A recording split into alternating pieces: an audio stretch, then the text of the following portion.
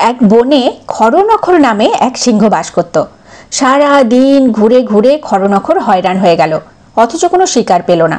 সন্ধ্যার মুখে প্রচণ্ড খিদে ধুকতে ধুকতে সে এক পাহাড়ি গুহার সামনে এসে পৌঁছালো। নিজের আশ্রয়স্থলে ফিরে যাওয়ার মতো তার ক্ষমতা ছিল না। সে ভাবলো আজ রাতটা এই পাহাড়ি গুহাতেই সে কাটিয়ে দেবে।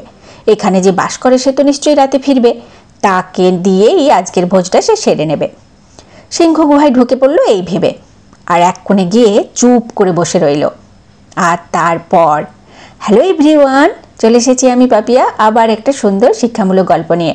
গল্পটা শুরু যখন করেছি তখন শেষ তো করবই, কিন্তু তার আগে যারা জানো তারা তো জানোই, যারা জানো না তাদের জন্য আমি পাপিয়া দুর্গাপুর ওয়েস্ট বেঙ্গল থেকে। আমি আমার জীবনে সুন্দর সুন্দর দিনের ভিডিও বানাতে ভালোবাসি আর সুন্দর সুন্দর গল্প বলতে ভালোবাসি, আর সেগুলো তোমাদের মাঝে শেয়ার করতে ভালোবাসি।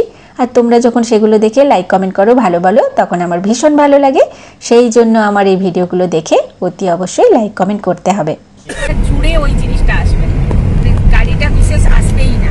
এই যে কি সুন্দর right side continue for 1 kilometre. গাড়ির সঙ্গে অ্যাটাচ করিও না, তাহলে দুলবে বেশি। হ্যাঁ, একটু তোমার হাতটা কষ্ট হবে। না ওকে শেখাতে হবে, বুঝলে তো? সত্যি কথা বলতে জানো তো, ওকে না শেখালে মুশকিল আছে। পরে পরে আমি সামলাতে পারবো না। ঠিক একদম ঠিক। তুমি যখন সঙ্গে থাকবে ওকে শেখাতে হবে। কি করবো এখন বলো? সেই আর কিছু করার নেই। আর তো কেউ সঙ্গে থাকবে না আমার। না একদমই না। এটা আসলে এটা বুঝতে মানে প্রচন্ড সময় লেগে যায়। অনেক টাইম লেগে যায়। বুঝতে 50 ইয়ার্স হয়ে যায়। আমার একদম একই অবস্থা। সিংহ তো গুহার মধ্যে চুপ করে বসে রয়েছে। এবার চলো দেখি কি হলো। ওই গুহায় বাস করতো এক শেয়াল, তার নাম ছিল দধিপুচ্ছ। সারাদিন চড়াই ঘুরে ঘুরে সন্ধ্যের পরে সে ফিরে এলো নিজের ডেরায়। কিন্তু শেয়াল তো খুবই চালাক আর সাবধানী। গুহার ভেতর ঢুকতে গিয়ে সে থমকে দাঁড়ালো। মনে কেমন যেন তার একটা খটকা লাগলো। চমকে উঠে সে দেখতে পেল, এই যে দেখছি সিংহের পায়ের ছাপ, সেগুলো আবার গুহার ভেতর পর্যন্ত চলে গেছে। কিন্তু সিংহ কি বাইরে গেছে? না, তেমন তো কোনো পায়ের ছাপ দেখা যাচ্ছে না।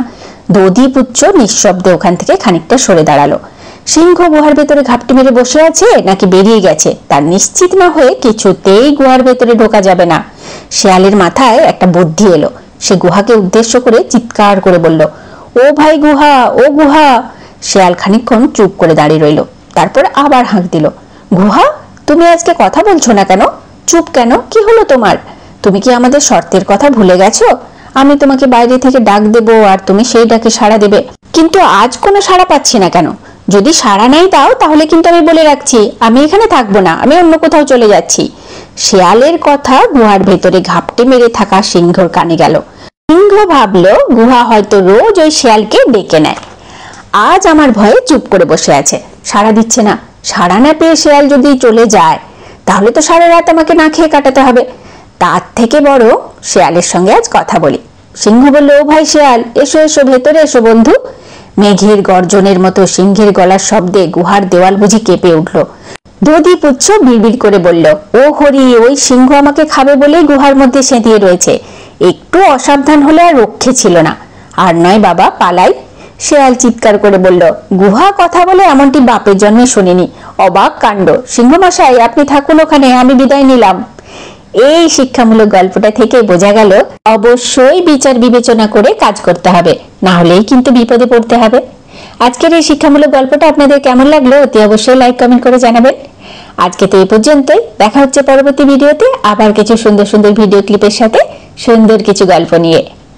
এখন টাটা, বাই বাই, ভালো থাকবেন সবাই।